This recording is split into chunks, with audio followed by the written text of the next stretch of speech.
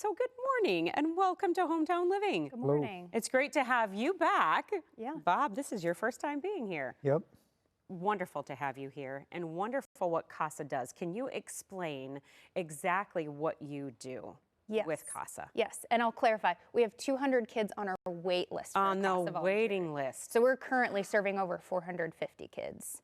So at any given time, yes, over 600 kids in St. Joseph County, and every year we serve close to 1,000 just in St. Joseph County.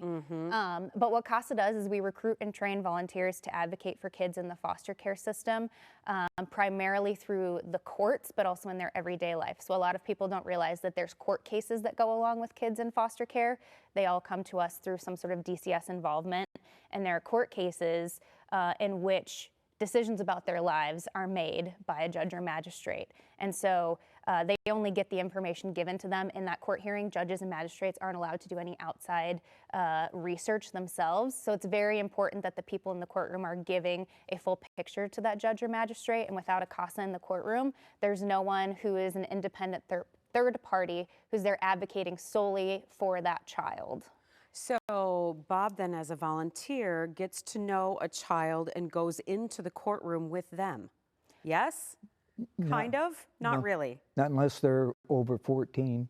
Okay. Yeah, you just go and you represent them. You get to know the child when you're put with them, you're assigned to them, and then you follow them wherever they go. If they go into an institution or they go to a foster home, or a lot of them will go to several different places, but you stay with them during the whole time. So you build a relationship with them, and then you get to know what their needs are, and you make sure that everything that they're supposed to get coming to them, they get. And, if they get switched from one place to another, they're not going to get overlooked or anything. You stay with them, so you've got them till they get a adoption or get a good home. How long have you been a volunteer? 12 years. What's been some of the most rewarding things? It's all real rewarding, but one of the things that was real nice is that the kids never forget you. It doesn't seem like I've had a little girl that's about 9 years old now in Georgia, and she called me one day. I was taking a nap, and I woke up in the phone, and she says, "This is blank," and then.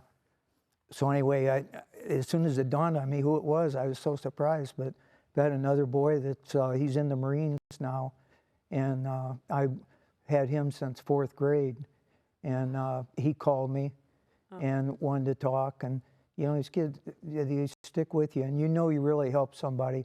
They don't get lost in the shuffle, and you get such a good relationship with them by the time you know them, and you want to just make sure they don't get cheated out of anything they're supposed to have coming to them.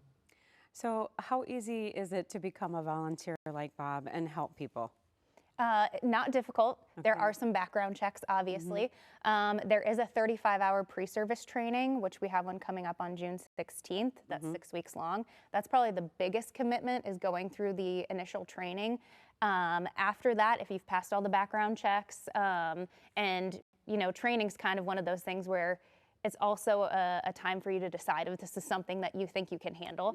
So that's kind of part of the vetting process. But once that's complete and you have a case, and all of our volunteers have a supervisor, which is very nice. So they're not just kind of like left on their own. Right. So they have someone to guide them. After that, it's probably 10 to 15 hours a month on average, probably 10 or a little bit less of volunteer time. And a lot of it's behind the scenes, talking to people. It's not necessarily all in person. You need to visit your child at least once a month in person.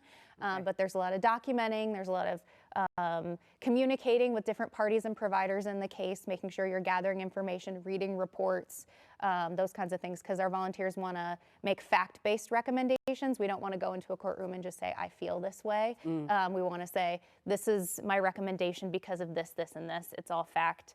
And so it's a commitment, because kids are in foster care generally.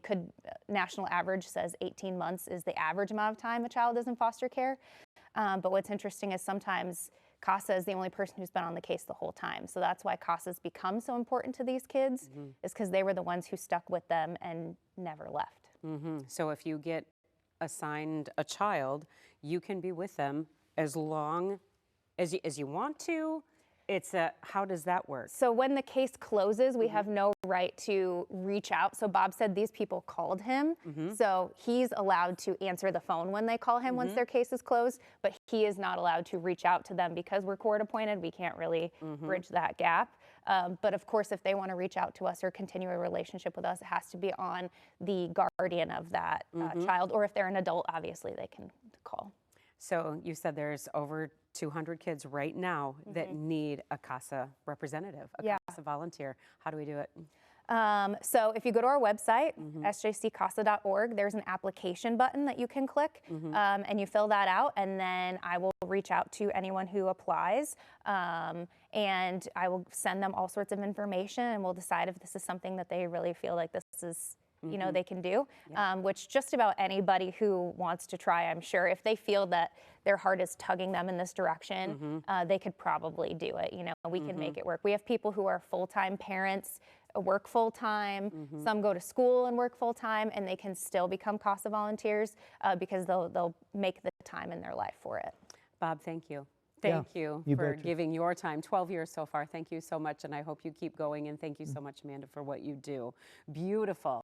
If you would like to learn more about the Casa program of St. Joseph County or volunteer, you can head to the website on your screen, and don't forget to follow them on social media.